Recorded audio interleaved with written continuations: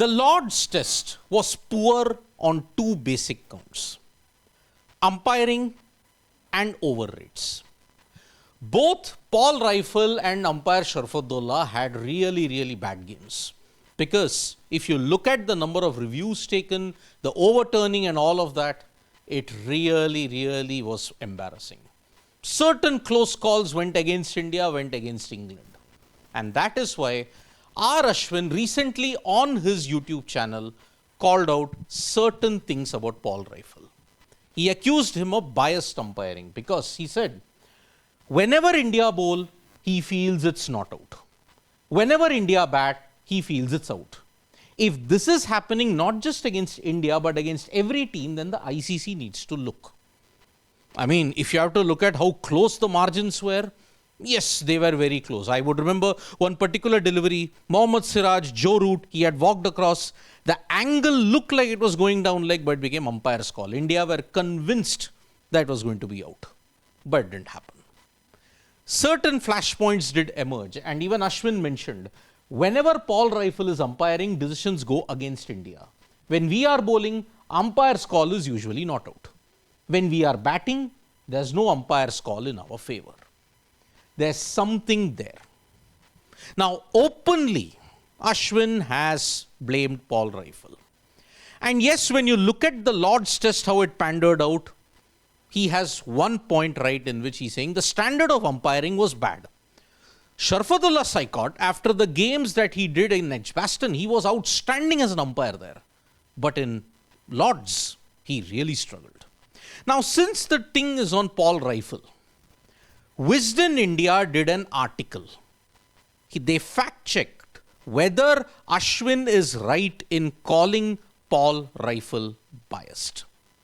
The first major criterion that Wisden India used in that article was Reiffel's numbers versus India involving umpire's call. Now, overall, this is including the Lord's test. Overall, when you look at Paul Reiffel's numbers, when it looks like umpire's call verdicts, it's 17. In India's favor, 7 times. In opponent's favor, 10 times. So the balance isn't overtly skewed. Yes, opponents sometimes get the benefit of doubt when it comes to Reiffel umpiring. But can this slight skew in favor of the opponents be termed as bias? We'll get to that a bit later. Total successful reviews against Reiffel in India games. This is only test numbers I'm talking about. These are not the overall numbers. The overall numbers present a different picture altogether. Total successful reviews in tests 21. Successful reviews by India 14. By opponents 7. So India are managing to successfully review decisions against Paul Reiffel. So that is a clear-cut indication that when you look at it, he gets most of his decisions wrong. He gets most of his decisions wrong. If you have to look at the Lord's test in a microcosm in particular, 15 decisions were there when it involved reviews. Successful reviews, Reiffel, when you look at it, there were a total of successful reviews were 8, 50% against Reiffel were overturned. This is the number. Sharfuddoula Saikat out of 7 got 4 successfully overturned. This is where you have to understand certain things. But when you combine his overall numbers, ODIs and T20Is also, Paul Reiffel has managed to umpire against India. Total umpire's call verdict in favor of India, 52%. Total umpire's call verdict in opposition favor is 48%. So the establishment is Reiffel seems to be having some kind of problem in tests. But you combine his ODI and T20I numbers, it is better. So umpire's call, if you get a test match, it's bad, but overall his numbers aren't bad. And Overall numbers for Reiffel versus India: successful reviews by India 57%, successful reviews by opponents 43%.